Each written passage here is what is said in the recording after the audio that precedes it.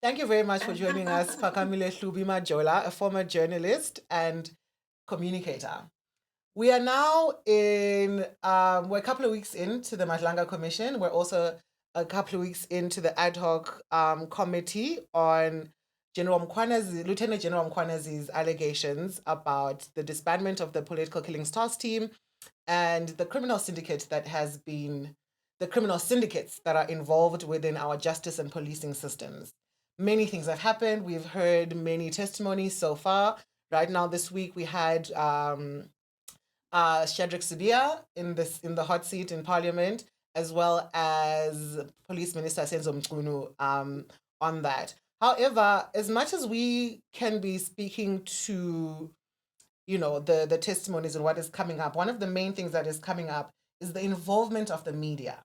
When General Mkwanazi was testifying, he did mention that there is in the media, what he noticed that there are some journalists that may have been involved was that there was an internal report, I think it's from IGI, that was featured in an article in News 24. And that was a classified document. And he mentioned other papers as well and other journalists who may be involved because he wondered how certain information was coming, sensitive information was coming from the police and featuring in the press. So after that, we have a reaction from SANEF and several other publications saying that this is an attack and this is prosecution. What do you make of all of this that is happening with the media in relation to the allegations by Mkwanazi? Good day and good day to your viewers, and thank you so much for having me on your platform. It truly is very exciting for me to be on the very, very popular EFF podcast. I have been following, I've been watching, and honestly, Lebo, this is an honor for me. I'm very excited. Thank you so much. I think that this conversation around the Commissioner Mkwanazi is very, very interesting. It actually raises a lot of interesting issues around media ethics.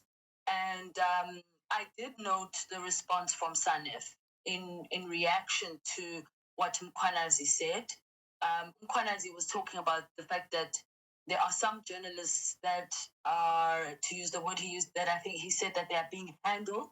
This was the phrase that he used, that are being handled by rogue elements in SAPS. And obviously making reference to that report that he said was a classified report that then emerged in the media. And I also noted the reaction from the South African National Editors Forum, where they condemned his utterances. They described it as an attack on media freedom. They described it as an attack on on journalism and the journalistic fraternity and institution. They called even for the national commissioner to condemn what he said. Now, I have a few. I have my opinion on this. I think is nuanced in the sense that on the one hand, as a former journalist, I would not like to see journalists arrested, especially in a way that is, arbitrary or seems to suggest that we're living in some kind of police state. And I'm not saying that that's what Mkwanazi said. I'm just stating it for the record that I feel that the principle of media freedom is an important principle and it must be defended. However, I think we really need to analyze this concept of media freedom and what it means. And my view as a former journalist is that I believe that many media houses, I would say that certain media houses in particular, I would say that they abuse the term media freedom in the sense that it is freedom for the bosses. It is not freedom for workers in the media. And I will go into that a little bit later when I'm unpacking this. But I feel that this issue of media freedom must really be analyzed because, first of all, what we see being presented in publications, on TV, by broadcasters, etc., you must always see it within the context of interests. Yes. And media houses are not neutral. They are not. I mean, even if we are doing analyzing the media from the perspective, from a socialist perspective, even Karl Marx talks about in fact, Karl Marx was a champion of free press. But Karl Marx's definition of free press is that journalists must be free to speak the truth without having to rely on capital in order to do that. Now, do journalists report freely with no interference from their editors, with no dependence on financial remuneration? No, that's not how it works. You work for a particular media house.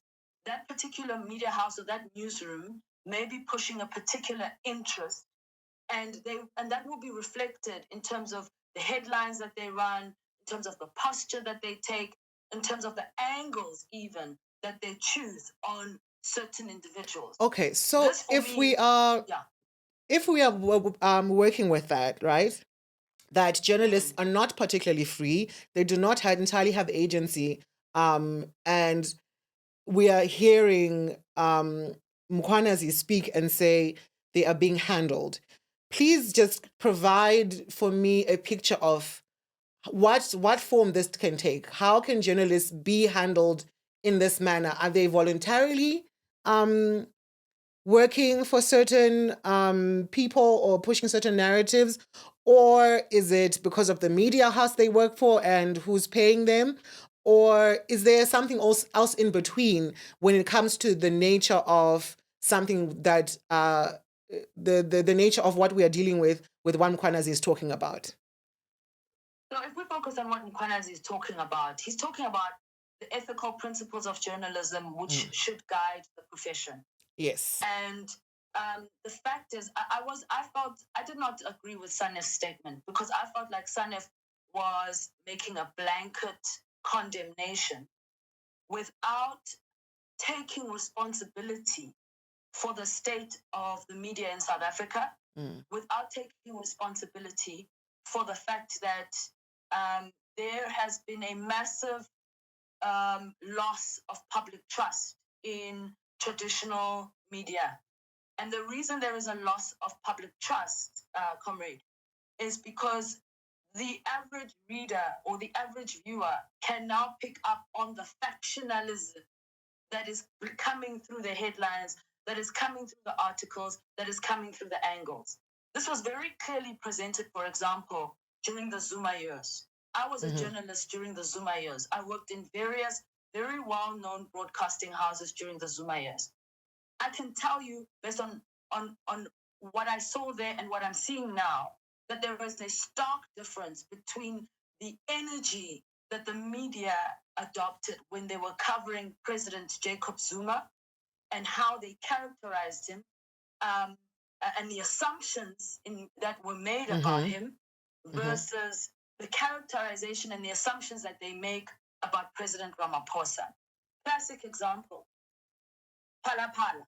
Indeed, and the dollars yes. in the president's couch. Okay. Now, there are certain media houses that under the Zuma administration would have been highly skeptical at a president telling all of us that whilst he's holding down a full-time job, he also has a side gig selling cattle. And and then there's this whole issue in relation to these dollars that are found in his couch that at some point he didn't know about, and then later, we learned more about these dollars in his couch, and the denials that have come as a result from that. Now, my position has been, pretend it was Zuma who said that. If Zuma had said that and had denied the way President Ramaphosa has denied on the issue of Phala Phala, would we be as accepting? Would we be as believing as many media houses seem to be on the explanations given by the president? And my answer would be definitely not. Even a better example, pretend it was Julius Malema, who was facing precisely the same conditions that I've just described. Would the media be as understanding? Because I would describe some of them as being understanding, highly understanding of the president on this matter. Mm-hmm. I don't see the same level of energy There isn't. that I I saw think in my years even on some of these issues. even what's going on now, that the link that has been made between Hungwani Maumela and the president himself has not, the media has not even picked up on it. I was very reluctant to pick up on it to begin with and to investigate it and to even question the president, even question his spokesperson, to be like, but what this explanation that you're giving us does not make sense, first of all. But to even do the background investigations in the same way that that you're saying they would have investigated Malema or Zuma, and it's still kind of in the air. It's like they're not touching it. It's like this precious president that they don't want to touch. But now that you're mentioning it, I want to ask, what do you think the reason is? What is Ramaphosa's relationship to the media and perhaps capital that prevents them from speaking to him about him and his the things that he does that are untoward and that need questioning and that need investigation? Why is he being handled with such light hands? I think your question is a great one because you're speaking about the relationship that the president with, sorry, the the president's relationship with capital. And I think that there is the core of the issue. It's capitalism. That's the bottom line. What is the difference between this president and Zuma and capital? Ramaphosa and capital, right? The difference here is that that President Ramaphosa is treated with kid gloves compared to the way President Zuma was treated in terms of the media coverage. There was far more scrutiny on President Zuma. There was far more energy, agitation. I mean, I remember screaming headlines regularly, sort of, pushing for him to be removed in some form. This was always the angle. Whether it was interviews or op-eds, the media was highly energized on the program to remove former President Jacob Zuma, and to expose all of his shenanigans. If Zuma, for example, was the one being questioned about his nephew, versus how Ramaphosa has been scrutinized on the relationship with his nephew. To me, there's such a stark difference between the two. And that's essentially because capital has handpicked Ramaphosa as the guy. He's the guy that capital likes. He's business friendly. This has always been the narrative that keeps being presented to us time and time again. I want to remind you that during the elections last year, if you recall, when we were still waiting for the final outcome, and then this issue came up that because the ANC had done so badly, there might have to be a government of national unity. What were the headlines that came out after that, when people were complaining about the possible formation of this GNU, and especially when they were looking at the parties that were being invited and were being spoken to and being promoted? I mean, it was very anti-EFF and anti-MK, progressive black parties, yeah. Anti-black agenda. Indeed. Anti-black agenda. Indeed. And the characterization was the markets. The markets. Yeah, the markets. Remember, the markets. The rand, the markets. And the EFF and MK were characterized as a, quote, doomsday coalition. Indeed. That needed to be stopped at all costs. I mean, we had Armageddon type references that were being used to try and sway the public about this demonic alliance that would occur if the EFF and the MK were to be brought into this coalition and to have any kind of influence on government national policy. And why is this the case, Comrade Lebu? The case is that at the end of the day, capital is interested in protecting its own interests, and they will support whichever faction of South African politics that drives their interests. The faction that is going to ensure that the status quo remains the same. So they don't want any organization or any changes that are going to disrupt their comfort, whether it's on land issues, whether it's on radical economic transformation of the economy for the benefit of the majority of people. NHI, for example, look at the reportage around NHI. Indeed, yeah. I'm not saying that the government doesn't have to answer on the inefficiencies and the failures of public health. They definitely do. But are you telling me that the majority of people in this country should be denied access to healthcare just because of technical problems that can be resolved through proper management? So what is the problem? The issue here is which capitalist interests are going to be disrupted if any of these progressive policies are implemented. And that is ultimately what this is about.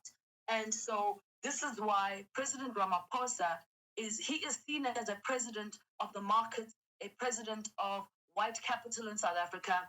And given that media houses are capitalist institutions first and foremost, they are profit-driven institutions. They are going to drive the same sort of narrative and agenda that reflects the interests of those who control the economy. Oh, wow. That is actually very interesting that you mentioned that, because I do remember even Helen Zille admitting herself that they got into the coalition because white capital, basically private interests, had indeed said Ramaphosa was the guy.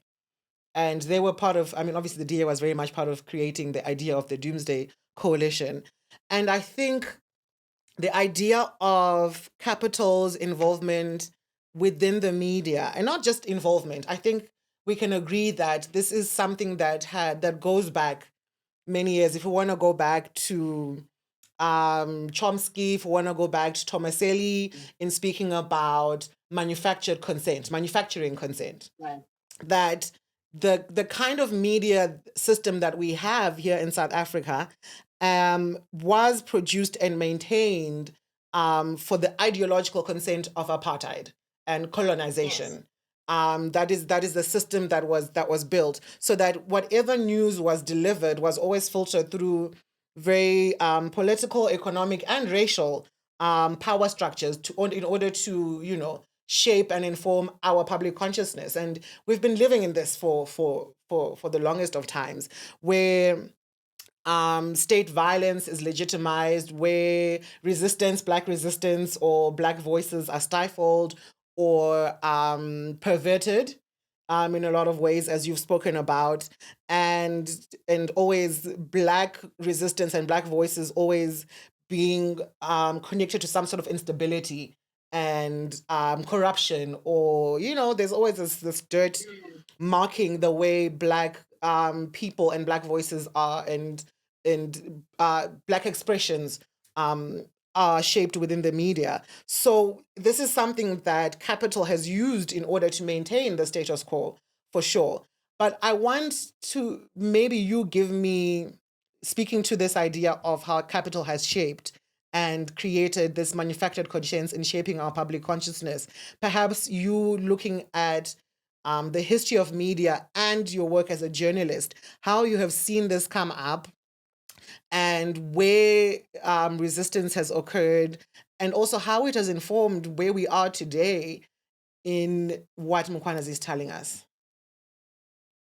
Sure. And for me, the best example that illustrates your a response to your question is simply looking at how the Marikana massacre was covered by the media at the time that it occurred in 2012. There was a research done by a professor in UJ. Her name was Professor Ilva Rodney Gumede. I don't know if I'm pronouncing it right. It's YLVA, so it's, I don't know, Ilva Rodney Gumede. But she wrote quite an interesting article, and in fact, she did research on how the South African media at the time of the Marikana massacre positioned themselves, the narratives that they chose, etc. And if you recall, Marikana was literally before we got to the massacre. What happened? A group of workers went on an unprotected strike over shocking living conditions and apartheid style salaries. And they said, we are not going to strike or wait for our union to allow for us to strike because we have raised these issues a million times. We are going on our own strike as workers, and our demand is 12,500 Rand. And I was a journalist at that time. And I remember this was the very first time where, first of all, workers did not demand a percentage amount. They demanded an actual, you know, they said, we don't want 5%. They said, we want 12,500 Rand. That was the amount that they had defined as a living wage, right? And at the same time, these workers also were protesting against their shocking conditions. And they basically had chosen the Skopi as the space where they were going to have their meetings. They did not trust the unions. And then, of course, we all know what happened. Unfortunately, 44 people died. 10 people died in the days leading up to that actual clash that happened between. In fact, you can't call it a clash because the cops. Yeah, it was an attack. It was an attack. So the cops shot at them, and then 34 people died also. And how the media portrayed workers, I mean, if you read the report from this professor, she talks about the fact that the media actually demonstrated bias towards workers by portraying them as brutal, by portraying them as violent. They did not go into really unpacking the shocking conditions that had triggered the strike in the first place.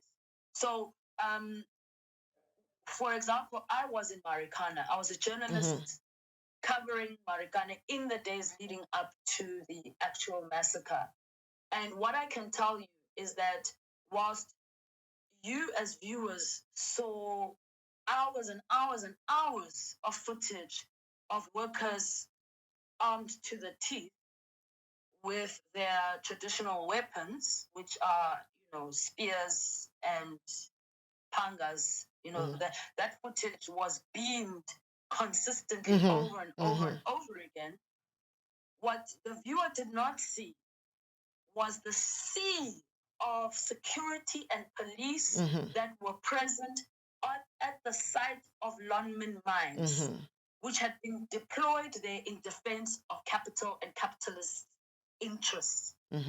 So, and the one thing that also was missed in the days before the massacre, I remember participating, being asked to cover a press conference that was led by that time the HR manager of Lonmin Mines. And I remember asking the question, because I had actually gone to the Kopi and I'd actually interviewed some miners. So by the time we came to this press conference, I asked him, I said, but the miners have said that they're willing to engage. Why don't you go there and engage them? That's what they said. They're actually saying they want to engage. Why are you not engaging? The response from Lonmin Mines was, we don't know those people. Those are not our employees.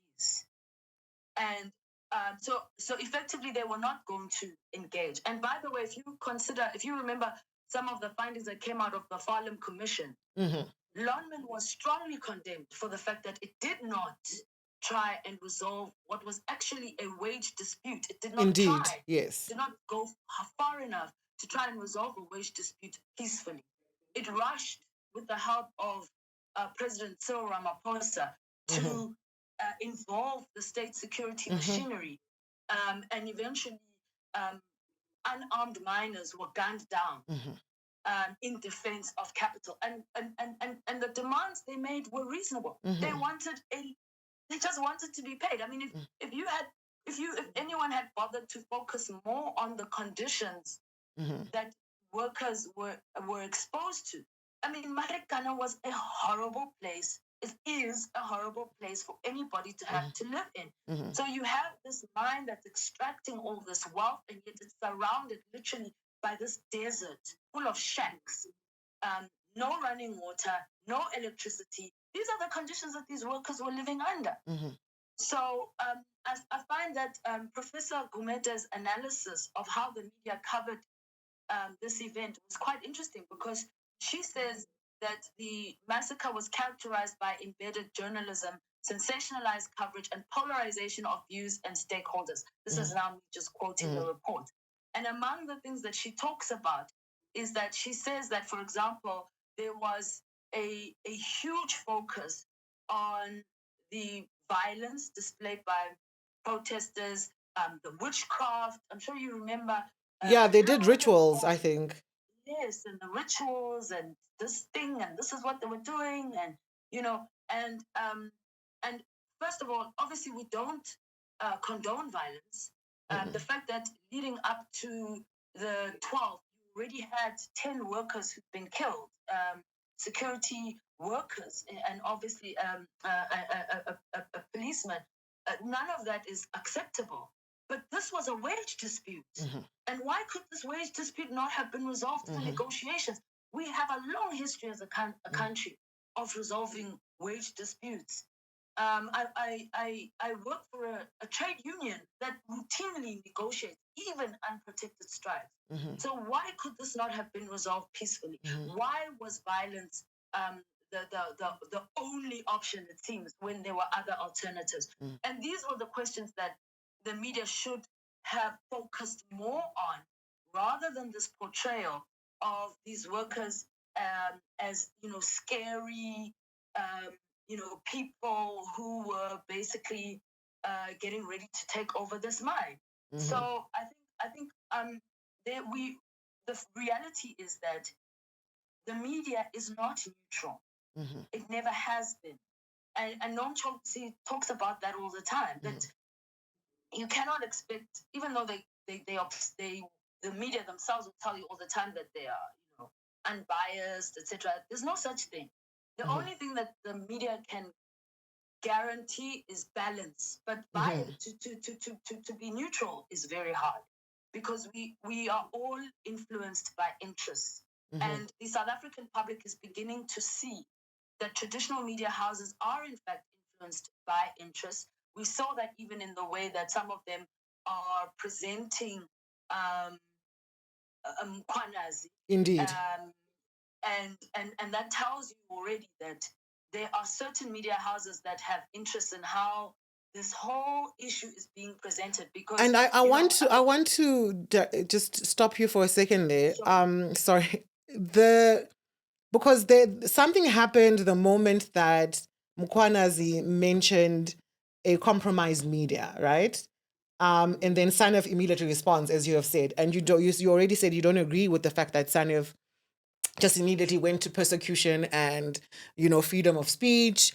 And it was suspicious because there was no desire to then say, well, as journalists, as editors, as people of the press, it is concerning that there are people who are compromised amongst our ranks. It is important for us to engage with Mkhwanazi and do investigations to figure out what is happening, because that is something that compromises them. But in this instance, they immediately went on the offensive. And then there was a turn in the media against Mkhwanazi. The headlines we're seeing now, the details they're digging up on him, the things they're saying, and immediately going on a offensive, which first of all is not necessary and does not serve the interests of the public in this sense, because what we're focused on is the things that Mkhwanazi has said and is demonstrating. And we do already have these processes taking place. And what people are clamoring for are proper responses to the commission, to the ad hoc committee, to the revelations. But instead of that taking place right now, we are having an offensive against Mkhwanazi. And you're absolutely right. And I find that very interesting. And part of the reason why I disagreed with Sana's statement is because I feel like SANEF conveniently forgets that a couple of years ago, when we were dealing with a Zondo commission, we heard revelations about a journalist, Ranjeni Munsami, Yes. who it was alleged was receiving money from where? Crime intelligence. The very same crime intelligence that is under the spotlight in the Madlanga Commission. And SANEF at that time, interestingly enough, I guess because it was Zondo and they had no choice and this information came out, at that time they issued a statement condemning any kind of unethical practices and brown envelope journalism. Fine. But what has SANEF done since then? What has the media industry done about rooting out rogue journalists? If we all accept that there can be rogue judges, rogue police, rogue healthcare officials, doctors, nurses, you list them all. How do we pretend that media and journalists are suddenly exempt from that? Somehow they live on some island away from society. They cannot be influenced. They cannot be bribed. Come on. I mean, that just demonstrates extreme naivety. And I also felt that that response, in my view, was not again another example of SANEF not being honest about real challenges facing the media. There's a reason why media houses are losing the market share at the moment. There's a reason why newspaper publications, for example, are shutting down. Big media houses are retrenching. There's the rise of podcasters.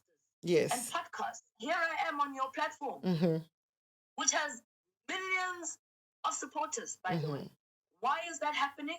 It's happening because the public does not trust the media. Why are they not trusting the media?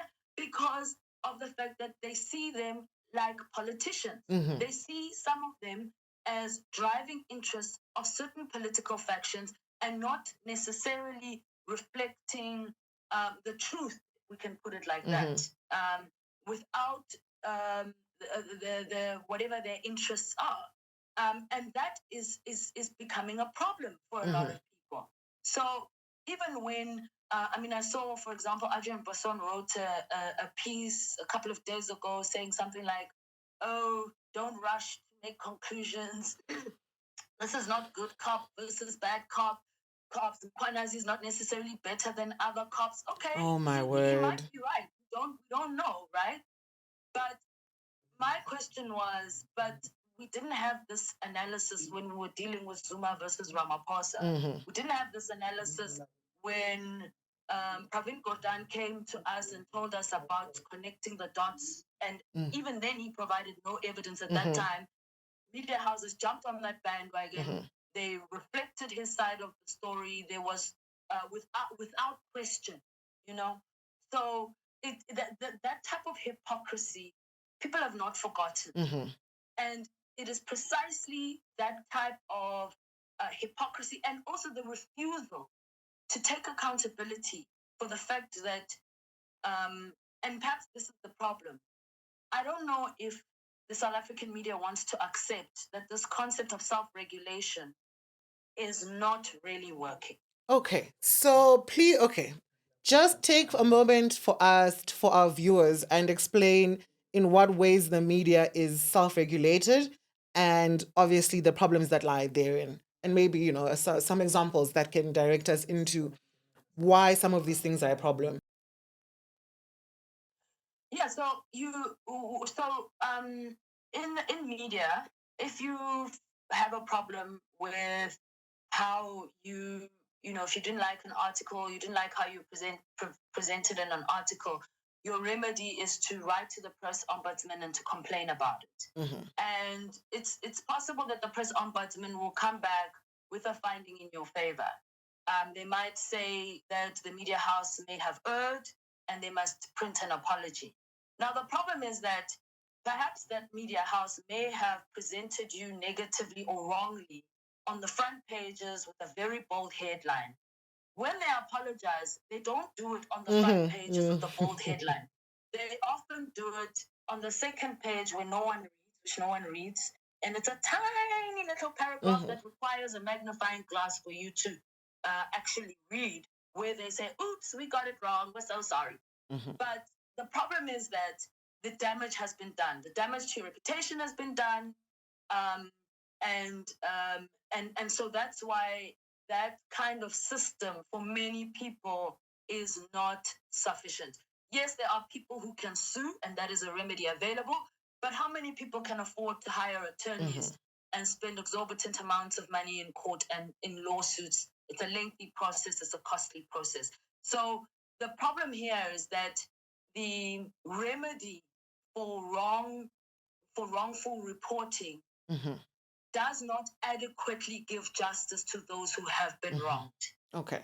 So that is one of the problems, and it's a big problem because in this era where media houses have, and by the way, this issue of them reporting factionally did not begin now with the Zuma versus Ramaphosa. It actually started around 2007.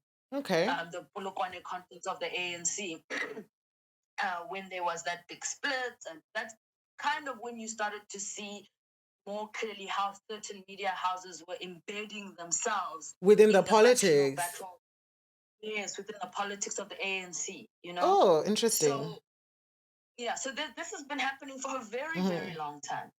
And so the point I'm trying to make here is that we have a situation where people are starting to see that. So we're starting to see a situation where the general public is starting to see that. The general public is starting to see that what we're being told about a neutral media does not exist. Media houses can push their own interests through their headlines in order to achieve a particular outcome. Media houses can, in a situation of, where there's corruption, they can view it in different lenses. We just use that example now of how Ramaphosa is presented and how they are viewing him and how they are scrutinizing him around this Maumela issue versus if this had been Zuma and Edward Zuma or, Zuma or any one of his relatives. Very, very different. So this is the problem here. And I feel that if the South African media, especially the legacy media, the traditional media, if they want to hang on to any relevance, they're going to have to address this issue. They're going to have to confront this issue, particularly this issue of journalists who, some of them, and we're not saying all of them because we know not all of them are rogue. I engage and I work with a lot of great journalists, but the facts are that there are some journalists who are corrupt. And SANEF has not done, besides issuing this statement, I'm not sure what SANEF has actually done to try and remedy this problem. So for me, that reaction was sort of a knee-jerk reaction. And in my view, all it did was reflect a level of denialism on the side of SANEF on a very, very important issue that speaks to the credibility of traditional media houses in this country. And I think it's definitely important because, or more disappointing because we need the media. The media as the fourth estate is an important part of our society. The media is something that we should be able to comfortably rely on for adequate, information, investigation, especially when we're dealing with a compromised state that we are currently dealing with, realizing that our entire state, our entire institutions have been infiltrated by criminality and theft and corruption. And for the media to also be one of those is incredibly disappointing. However, I want to go back to the question of ethics, right? Particularly in the Madlanga Commission and Mukwanazi. So Mukwanazi says that there was this instance where we began our conversation of a classified report that ended up in an article in the media. And Sanef's response to that is that, well, we have to, as journalists, we have to protect our sources. As journalists, as the media, sources are important. So I'm looking at this, I'm like, okay, classified document, sources. Yes, sources need to be protected, right? But is that not within a case of um, information that affects society or that is being hidden? Whereas there are some classified documents that do contain information of national security. Okay, how are we settling this battle of classified documents within state institutions such as the police and crime intelligence, and getting this information through sources and the need to protect sources? That's a very difficult question, and I think that's the balance that's going to have to be achieved, because the issue of sources, one of the things that is emerging in the Madlanga Commission is there are people who seem to have been placed by certain people in order to come across as credible, in order to push a particular narrative. If you look at what's coming out about Calvin, pardon me, Calvin Rafadi, who has been presented as some kind of, initially when he emerged in the media, he was a crime expert. Mm-hmm. And by the way, he was heavily promoted in the media. Mm-hmm. Now we're learning that if what Mkwanazi says is true, that he allegedly was receiving bribes from an underworld, an alleged criminal, underworld figure. I mean, that is deeply concerning. So what has happened? The media may have platformed the criminal. Indeed. So that should, I would say that should concern Senate. Definitely. They should be very worried about something like that, because it means that in the newsroom, are there any checks and balances when it comes to people who are presenting themselves as, quote, experts? And this is why I talk about the issue of neutrality and its relationship, because it's particularly important. There is a big drive, for example, in our media, that state-owned entities must be privatized. Okay? Who is driving that narrative? Experts. Who are these experts? Who actually checks who are these experts? Who's paying these experts? Who do they work for? What are their interests? So this thing is deeply layered. And even the issue of sources. Yes, journalists have sources, okay? And it's important that we have to, that media houses have to be able to maintain the confidentiality of their sources, because some of these are whistleblowers. I mean, Bandita was a Decoran, she was a whistleblower. Exactly. And if at that time she had come out publicly, unfortunately, perhaps it would have been, it ended unfortunately for her. But what I'm trying to say is that is an important principle. We must protect whistleblowers. But what I'm also trying to say is that I worry about whether there are any checks and balances on that front. If we can see that there's no checks and balances on the issue of experts, what are the checks and balances that we are adopting in order to ensure that the sources who are giving us information are credible and are not driving some kind of dubious agenda that is not in our collective interests as a country?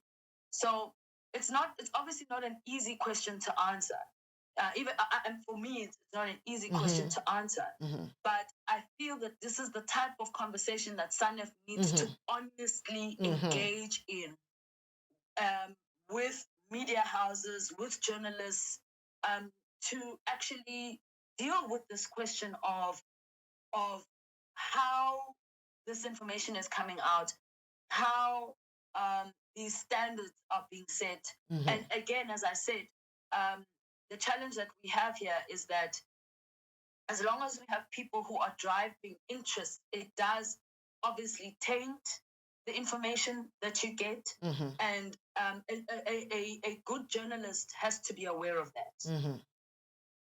So it's important then that it's not just about the fact that this information has been sourced. The way that information is then applied and used, particularly when we're saying that it is coming from protected sources outside, okay, yeah, whatever sources, that the nature of the way the information is applied is also important. But then that rigidity, that that vigorousness lies within the media houses in order to action that and make sure that that happens. And the question is, are they doing it? Are they vigorously doing it? And you don't think that's happening? I'm skeptical. I'm skeptical because I come from newsrooms. So I am skeptical about that. And I'm skeptical also because of what has already happened officially. You know, there is a problem in South African media of credibility. And I do not see enough being done. I mean, in the time when I was a journalist, and I practiced as a journalist starting from 2010 up until 2009, up until I left late 2016, having worked for various media houses. I only once was exposed to an ethics workshop. Oh, wow. Only once. And that shocked me. It shocked me that it only happened once. Because, and I'm raising this because, look, maybe things have changed since I left. I don't know, you know. But if things are happening the way that they've been happening, there's not a lot of regular training, in my view, and this is my very personal subjective opinion. I've not worked in every single media house, but I feel that there is not enough focus on ethical journalism, and there should be. I feel like there should be far more rigor in vetting so-called experts. If you have an expert, and there's nothing wrong with having an expert on a particular subject, but I think it's important to disclose, you know. For me, a classic example would be somebody like Chris Yelland, who has just been, when it comes to energy, he's automatically branded an energy expert. But for me, if I'm presenting to you an energy expert, I must also preface my introduction when I'm introducing this energy expert to say, this person has written or has supported or is known for supporting renewable energy. So that when the viewer is receiving that information, the viewer knows, okay, this person's interest is renewable energy. Therefore, his view is colored by this. By a particular, he's pushing a particular, sector of energy. He wants that particular a sector of energy to dominate, and that's why he's saying what he's saying. So I think that some of what we're seeing can be sort of solved, not fully solved, but part of the way that we can assist each other and the public is to just disclose. To disclose that this particular media house is a media house that supports a particular political party or a particular ideology. And so that when us as viewers, us as readers are reading information, we're like, oh, but they're saying this because, I mean, in the United States, it's quite common for certain media houses to sort of be, quote unquote, Democrats. Yes. Or Republican, or like Fox News. Yes. It's very obvious, yes. Yes, right? They don't hide it. They're very soft on the Republicans. They give a very nice, they're very nice to the present. Everybody, if you're watching Fox, you know exactly what you're getting. If you're watching CNBC, you know exactly what you're getting. I think we should just be honest. Then Okay. disclose. I like that. So media houses must just be clear where they stand. They should no longer try to manufacture our consent or bring us into Yeah. ideas of truth, or try to manipulate us into understanding or thinking about things in a particular way in the name of neutrality or objectivity, but that they should just stand where they stand, and then we understand that, and we lean into it and read it and engage with it from that perspective. Hmm. Precisely. And I think this is why podcasts are getting a lot more traction. Mhm. Because when people watch podcasts, a lot of the time the hosts of the podcast are pretty clear about their interests. They're not out there like, oh, I'm neutral. Look, some of them maybe are, but this is an EFF podcast I'm on. It's very obvious what your agenda is. You understand what I'm saying? I can neither confirm nor deny. Just This is kidding. what I'm trying to say. Yes. Just disclose. Let's all be real with each other. We're not children. Okay, I understand that. I can agree with that. However, whose responsibility is it? Who will we rely on for neutrality, for objectivity, for public good, for public interest? If everyone aligns themselves somewhere, like, who are we going to rely on? I mean, we need something like that, don't we? I think we need balance. I think we must accept that we must, as we intake information, we must balance how we take in information. I will watch and read and consume even the channels that I don't like, or the publications that I don't like, those that I know are anti my interests. Like, I watch Fox News. Don't like it, but I watch it because I want to know, how do they think? I want to know how MAGA thinks, right? I want to understand the other side. And then I'll watch CNBC because I want to understand the Democrat side. And then I'll watch, what's that channel? Okay, I forgot the name now. It escapes me. But I might choose a platform that is very, very pro-working class, because I want a working class angle on a particular issue. I think if we start to educate the public to consume news in that manner, all of us as individuals must then decide for ourselves what the truth is.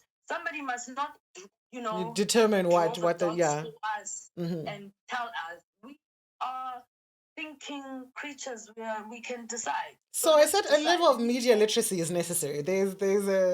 We need to be able to participate and engage with it and create our own ideas from it.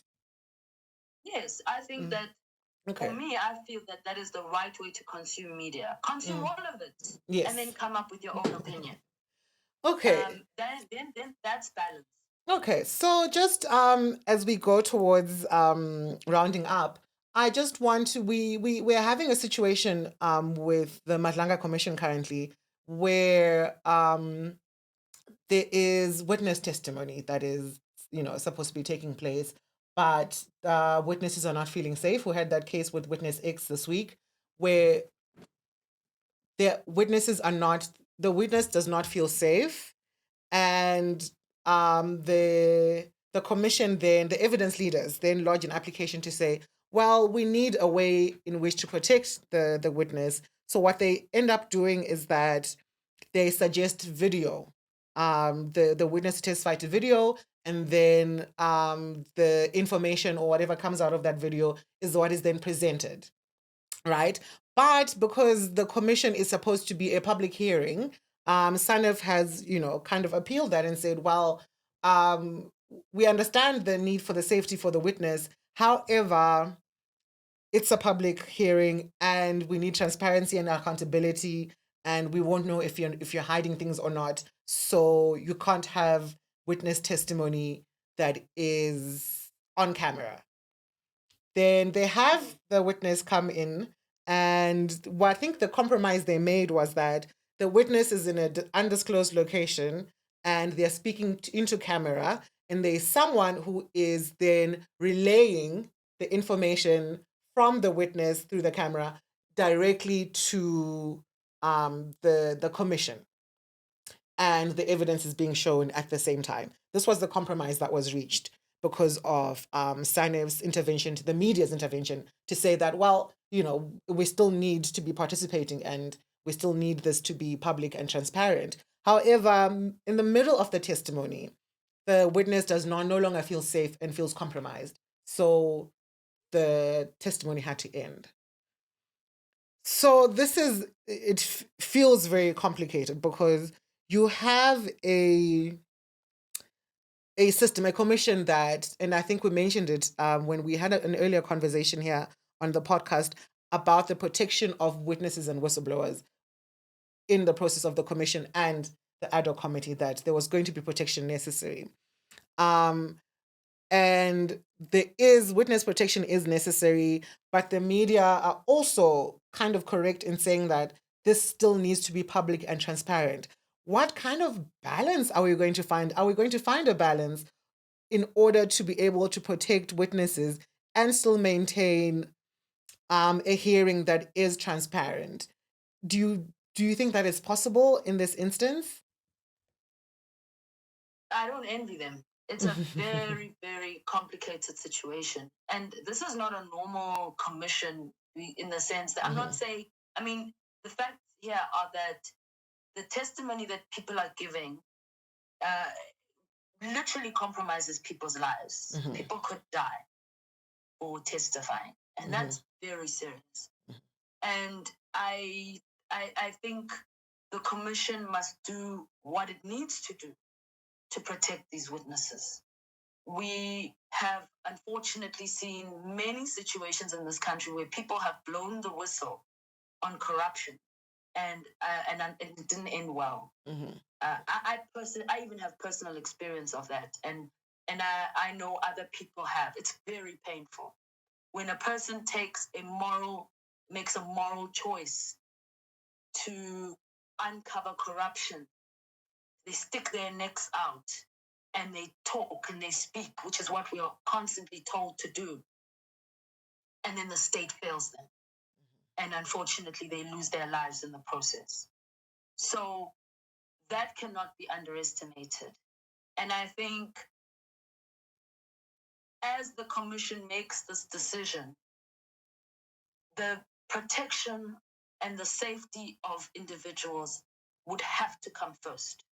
That would be the primary right that has to be defended. We talk all the time about how rights must be balanced. So free press, freedom of speech, list them, all the rights. But there are times when some rights have to be subordinate to other rights. Others, yes. And I would argue that the right to life is a very, very important right in the context of what is happening in the Madlanga Commission. It's not easy. For me, I really, as I said, I think that the commission really has its work cut out for them. I'm not sure how they're going to resolve that balance, but they would have to resolve that balance because we need to find the truth. We need to know what is actually going on. It's very disturbing for us to hear these revelations because for some of us, we suddenly realize that it means that these crimes that we assumed could never be solved can actually be solved. And the reason they're not being solved is possibly because of interests, political interests. Indeed. And as the public, we deserve to know. And we must know the full ugly truth, so that we can then find real solutions for how we can tackle this challenge going forward. Okay. Thank you for that. Okay, just my final question to you. I think we've covered quite a number of things surrounding the problems that we have with the media in our country. And I just want to know, where do you see, I mean, like you've already stated, media houses are closing down, newspapers are getting off the streets and just many are just online now. There is a death of traditional media that is taking place right now. What do you think the future of them is? Is it ever going to rise up again, or is this just the new era that we're going to be living in? I think the future of the media, or the media can, the traditional media can Traditional be media. saved if it starts to interrogate its weaknesses honestly and genuine. Mhm.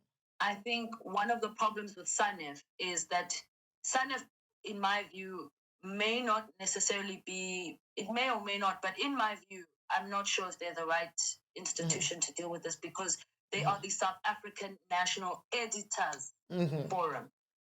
By definition, what that means is that these are the bosses, and whose interests are they representing? They represent the interests of media owners. It is my view that if we want to save the media, we must empower media workers. Okay. Because only media workers can hold media bosses to account. The same way that empowered employees in any workplace have the power to hold their bosses to account through being organized through a union, that's what needs to happen in media houses. I think that journalists need to organize themselves properly so that they can do the work of holding media owners to account for how they run newsrooms, for the contradictions that are in the newsrooms, for the blatant hypocrisy, the favoritism, the corruption. You know, all the things that are problems in our society exist as problems in workplaces of the media. And one of the problems with, especially if you look at the independent media houses, most of them on workers, they are not organized, workers, they are not unionized, and the owners of those companies are very hostile to organized labor.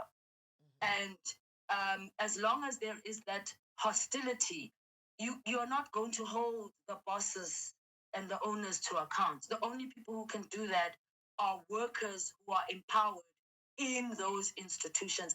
They will have the power to hold their bosses to account. So that's what needs to happen. I don't see SANEF doing that because, as I said, they represent the bosses. SANEF, for example, has done nothing about the rampant exploitation of media workers through this thing called freelancing, which is nothing but slavery, modern slavery. Terrible, terrible forms of exploitation are taking place under this thing called freelancing. And so, this is why I'm saying I think that if we want to save the media in its current form, then workers in the media have to be empowered. Workers in the media have to organize. Workers in the media have to feel safe enough that they can do the work of holding the owners and the bosses and the editors accountable for how they conduct themselves in the newsroom. I worked in a media house where, especially during the height of this Zuma versus Ramaphosa battle, where I remember I had to find an analyst, a political analyst for a story. And my line manager said to me, because there was a particular analyst I wanted to use. And she said, no, you can't use that person. That's a Zuma person. Oh, wow. So, yeah, there's interference a lot in the newsrooms. There's a lot of interference. And I mean, a lot of what I'm talking about, I raised in an open letter that I wrote when I left that media house in 2016. I went into detail about the environment, that it was suffocating, that the environment was racist, that it was an untransformed news network, and it was refusing to allow us as media workers to hold the editors and the bosses accountable for their contradictions and their hypocrisy in the newsroom. So this is why I'm saying, if we want to defend media, then workers in the media must organize, workers in the media must be empowered in order to clean up that space and ensure that it is a genuinely free space of genuine freedom, genuine transparency, where the principles of ethics and balanced reporting are adhered to. Okay. Thank you very much for that. And thank you very much for joining us. It was a lovely conversation to have with you. And I'm sure, like the rest of us, we are going to keep our eyes on what is taking place in the Ad hoc Committee and Majlanga Commission. And yeah, definitely thank you for joining us. Thank you so much for having me. All right. Bye.